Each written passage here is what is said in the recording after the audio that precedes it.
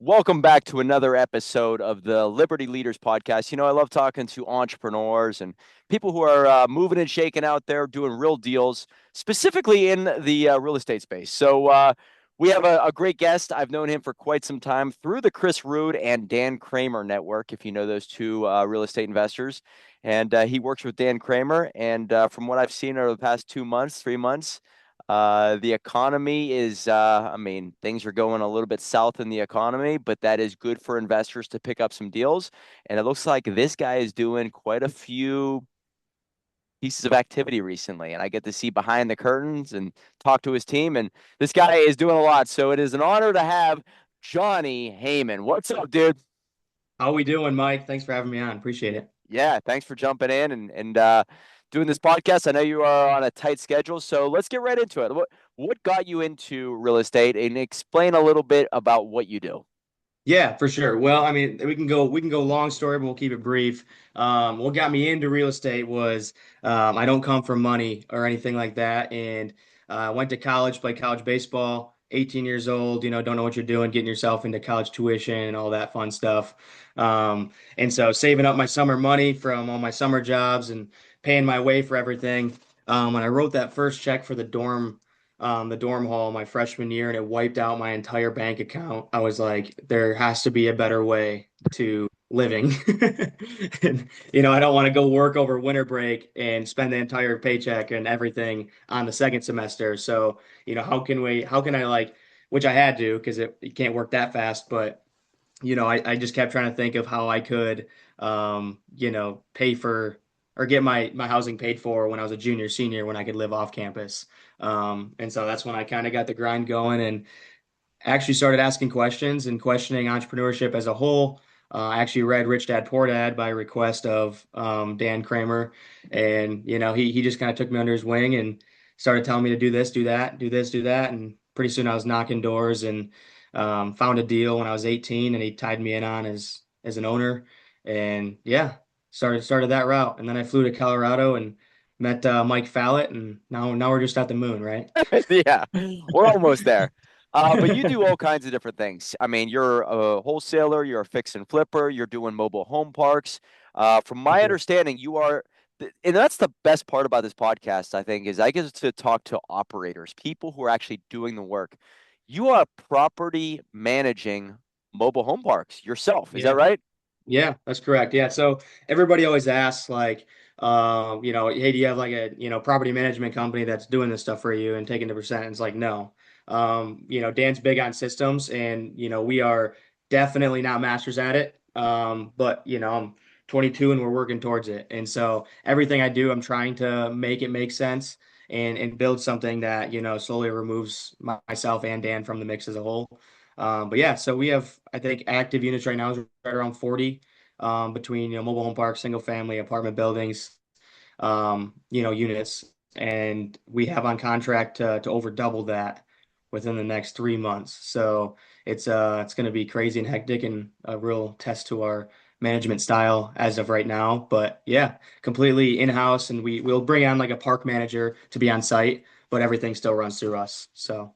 What have you seen over the past, I don't know, let's just say 90 days? I'm noticing from your looking at your account, you're trying all kinds of different things. And I'm starting to hear from Allison, your, I guess you could say, office manager, that Yeah. it's starting to spike. But from your perspective, I mean, you're kind of boots on the ground talking to people. Are people more motivated? Are you noticing certain trends in certain cities that you're focusing on? Are you seeing more of a pullback from tired landlords, tired property owners in the mobile home space? What are you noticing? Just gut instincts, if you will.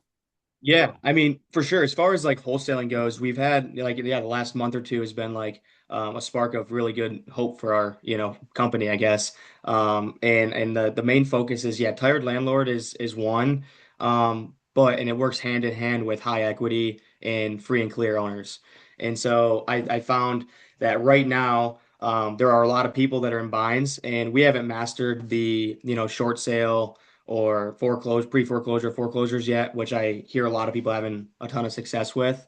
But what we have right now, there's a lot of people out there right now with bills getting high and people paying way too much for houses 2021. But what we find a lot of success in right now is targeting the people that own it free and clear or have high equity, and because they're okay with, oh, I paid 100,000 for that in 2012, it's worth 240. They have a lot of room, and so they just want more than what they paid for it, and they're happy with that, and they want to get off into a retirement home or apartment.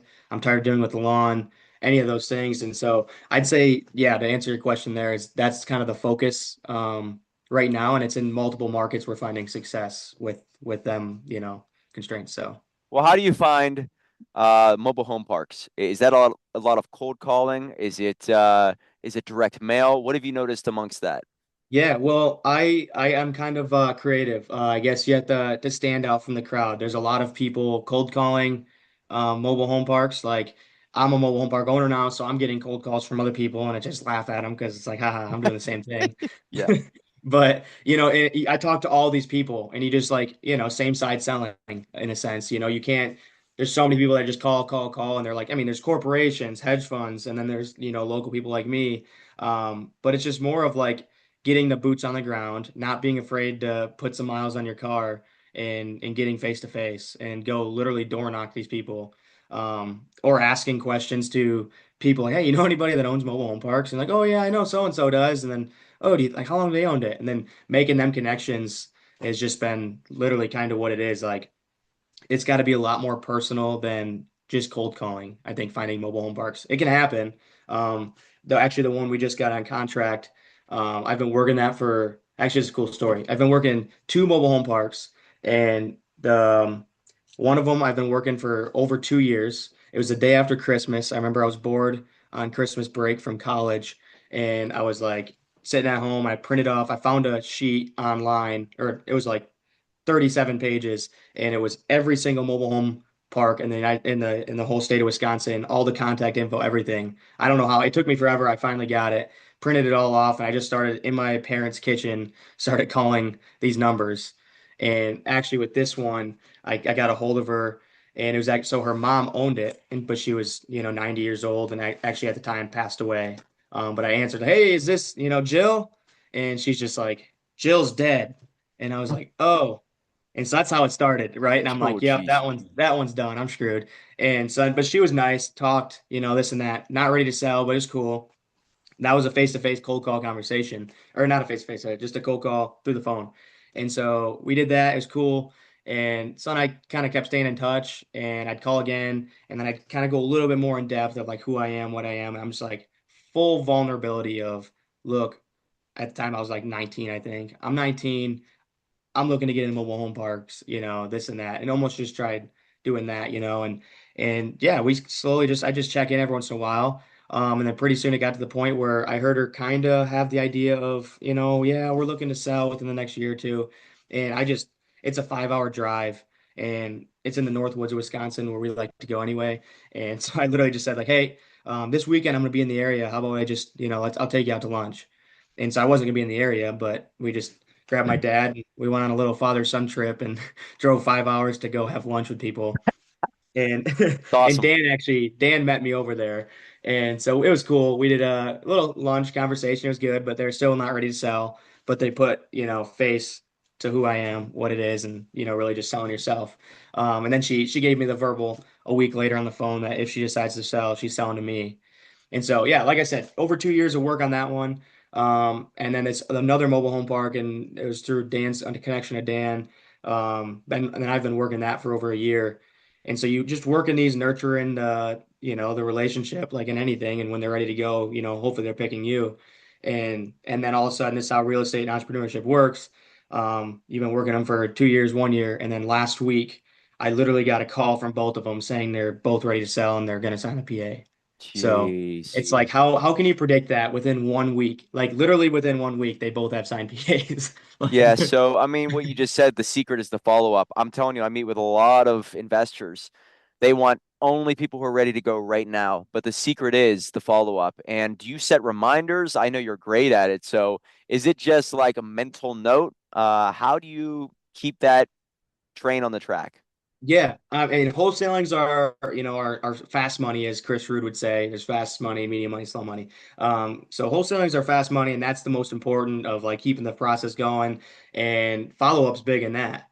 And so through Mike Fallat's, CRM and everything you do there, help us keep it organized. That's truly like I wouldn't be able to do the wholesaling thing without that, and especially like reminders and texts and setting tasks to certain dates of when to follow up. Otherwise, not a chance I'd remember. I got 100 pounds of shit in a 10-pound bag. So, it's like that stuff helps that keep it organized. But truthfully, asset like buy and holds, mobile home parks, that's what fires my engine up. Like for me, like I love that stuff. Like I know it's not for everybody.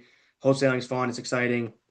I'd say that's like third for me. Like it's not like you talking like buy and holds and having mobile home parks and managing properties and having assets. Like that's what fires me up, fuels me. So I think for me on that end, it's kind of easy. I just keep a whiteboard of all the ones I'm targeting and I just keep them in the back of my mind. And I'm not being pushy. Like I just want to be the solution for them and be the guy that they trust and to carry out their tradition. And a lot of these owners, they're super passionate about the properties. They've owned them for so long. And so it's just selling to them that you'll be just as passionate, if not more, and bring their vision to life as they, get older and wind down.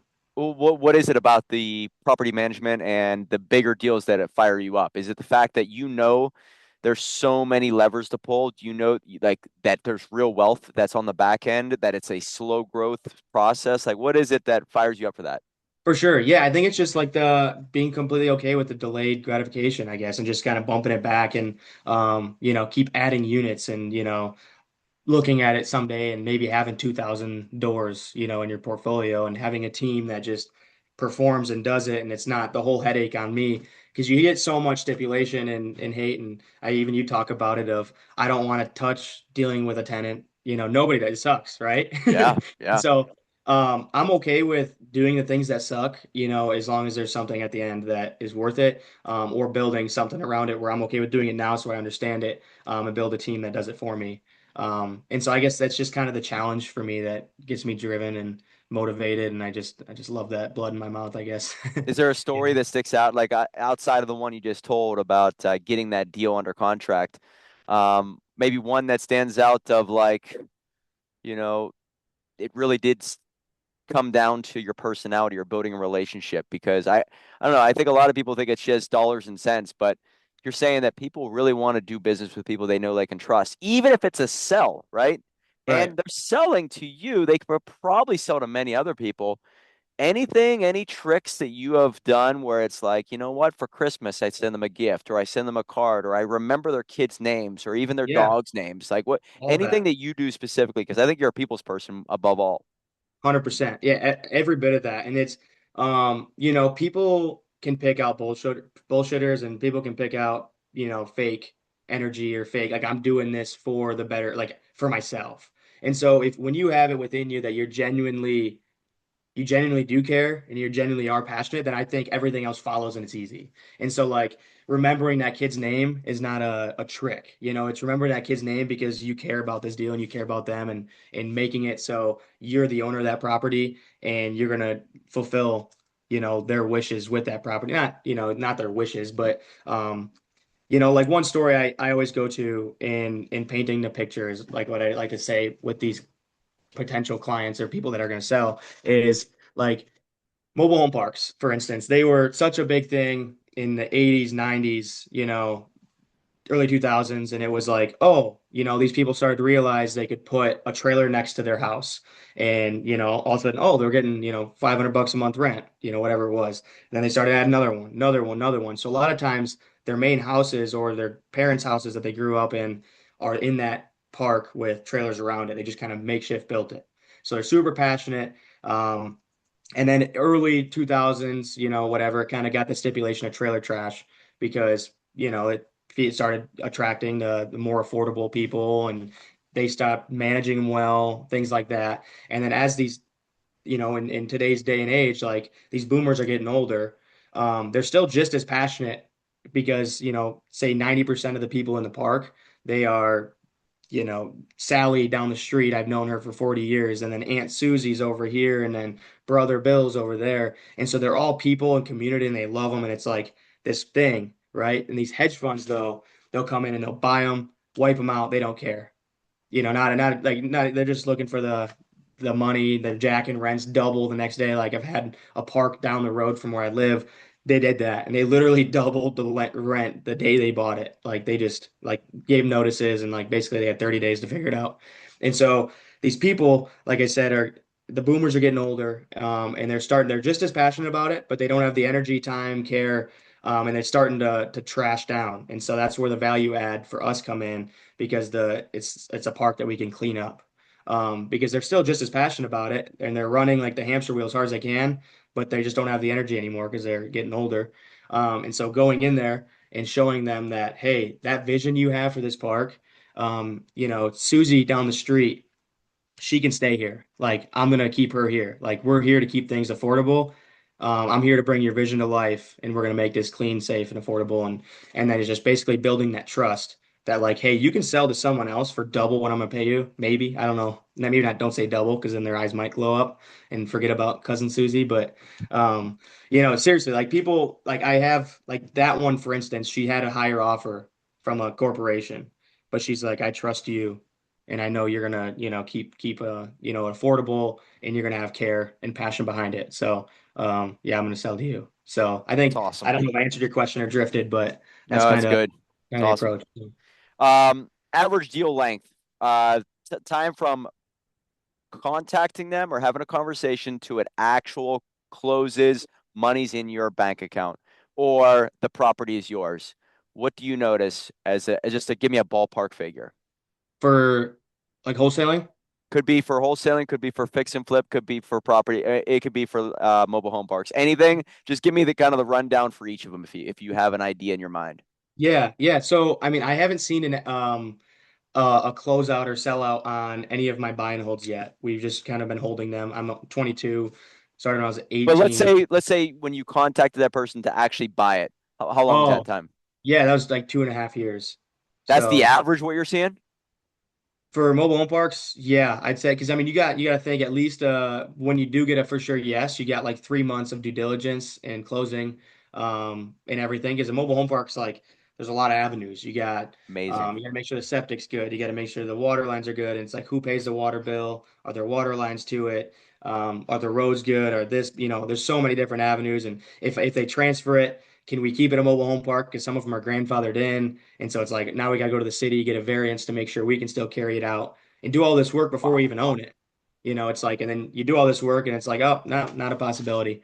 So we're going to How, back out. how about the average wholesale deal? Point of contact to actually basically dispoing it.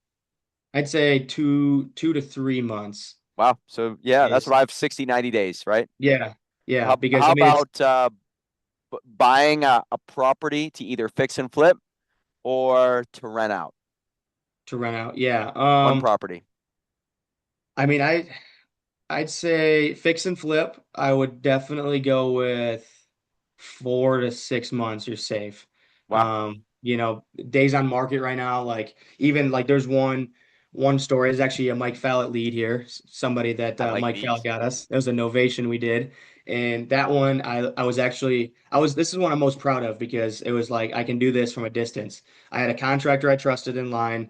I was 5.5 hours up north, staying at a Dan's house when he was down in Mexico. And so I was there. We closed on it, did a virtual signing. I wasn't even, even close remote, and I signed on it, called the contractor, did a virtual walkthrough with him, told him what I needed to do. He gave me the bid, gave him the go ahead, coordinated with, was it Lowe's?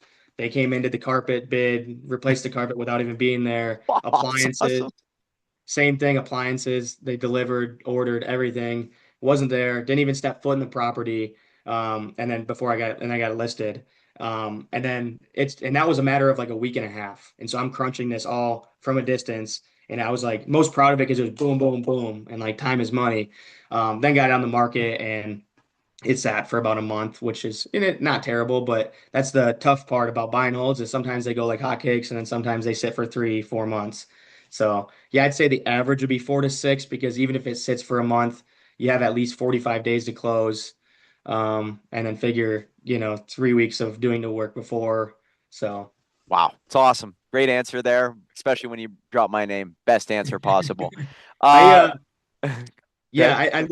I love the reference like that Chris Root uses, and I'm probably gonna toot his horn a little bit here, but I use that all the time explaining it to people. And it's like literally fast money, medium money, slow money. And what I picture to be fast money is wholesaling, Yep. and then medium money is like flipping, novations, and then the slow money is of course the buy and holds and mobile home parks in our case. So Yeah, and you might have to do one at a specific time based off the economy. You really want to do all three. And if right. you do one and the economy changes or something, you could get yourself caught. But doing all three and knowing when to use those tools, very powerful. So Chris Root, obviously an ally of ours. Um, so just rapid fire. If you were to just break down one like a number 1 through 10 on specific lead sources, just so if anybody's out there listening, hey, right now, what I am seeing lead source wise, if I were you, you should do it. So 1 is terrible, 10 is yes, do it ASAP right away. Direct Yeah. mail, 1 through 10. 4. Yeah. All right. And why is that? Just so I understand it. Because I just think it cost wise, it's insane. Yeah, I would say the only reason you should be doing direct mail right now is mailing probate, Yeah, in my yeah. eyes. And Like by the it's way, the only. Allison always talks about that. Probate, if you're going to do it right, it's a little bit of a time-taking process, or you can go to one of your sources if you ever. By the way, I would love for if anybody's asking about their sources, contact Johnny because you have connections and you'd be compensated if you share that out. So you have places to go. Allison always has shared those websites, and I'd rather you guys just get the credit. So if anybody is looking for probate type leads, talk to Johnny, message him directly. How about door to door? A lot of people are talking about door to door knocking. What would you do? What's I 1 to 10? haven't. Yeah, I would say an 8. I mean, I love door to door in general. We just haven't incorporated it. I know some of the big hitters right now that even guide us um, are going all in on it at this point, like literally hiring full-time people at like 60,000 a year plus commission just to door knock, which is crazy, but it's so efficient. And I knew that because last time I was in Minnesota, some of all my leads across all platforms between probate, or like yeah, direct mail, PPL, cold calls. These people I've been literally trying to get a hold of for 6 months. I door knocked like 15 of them and I got a hold of 10 of them. So like the percentage there is just crazy. Wow. And so even the ones that like told me no, I'm not ready. Quit wasting my time on calling them. So it was a win for me for Te- sure. 1 through 10, text blasts. Um, 3, not a fan. Yeah. All right. Email marketing, cold email marketing. 3. I'd say even lower than that, just so you Yeah, know. 2. How about PPL? PPL, or you? 9.